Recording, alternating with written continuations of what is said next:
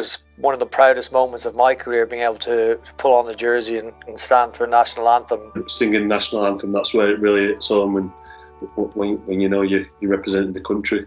To play in a World Cup at a world stage, every time I got to put on the jersey, though it's only been a couple of times because I'm still young, it's been phenomenal really. And it meant that I was representing my country the way others in other sports had represented their country, and that is an opportunity I'll always be grateful for and I'll never forget.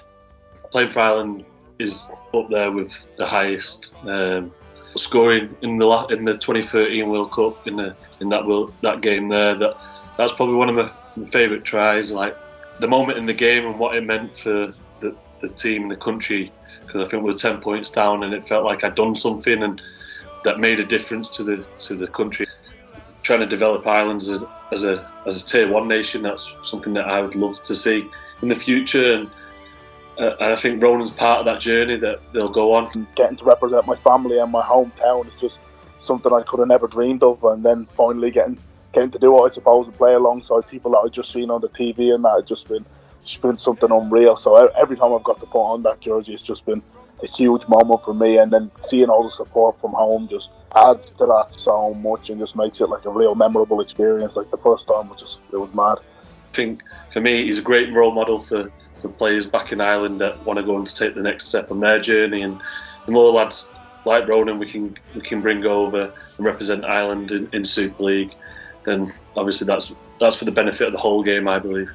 You never underestimate what it means to a country that see one of their own take the field. That's huge. Whether it's Ronan from Ireland, whether it's a Papua New Guinean, a Fijian player, a Scottish international, it does with a French international. It means a huge amount of people that are aligned with a particular country.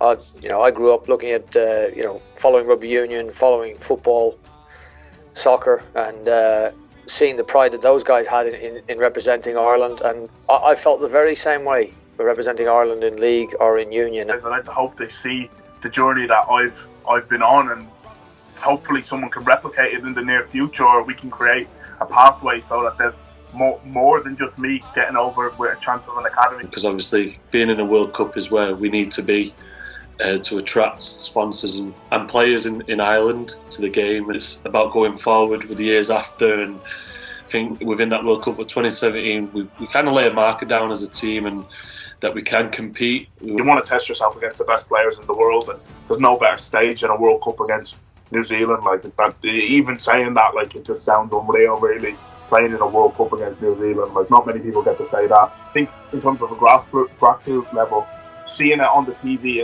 and seeing like people playing for Ireland, playing rugby league, is going to spark a lot of interest, and I suppose that's what the 2017 World Cup did, because it got a snowballing heaps forward compared to where we were when I started over the next couple of years, and I'm hoping that this World Cup can be even bigger and better and get a lot more interest and grow the game in Ireland so much more. From a fan's perspective, the Ireland-Jamaica game is the one I'm looking forward to the most. I mean, you got two nations that love to party, love their music, a wonderful blend of cultures, and plenty of Jamaicans in over here and plenty of Irish over here in England. So, I mean, atmosphere-wise, I just can't think of a fixture that might be better than Ireland-Jamaica to create that carnival, fun environment that we look for around the game, and that's, that world sport and international sport can bring.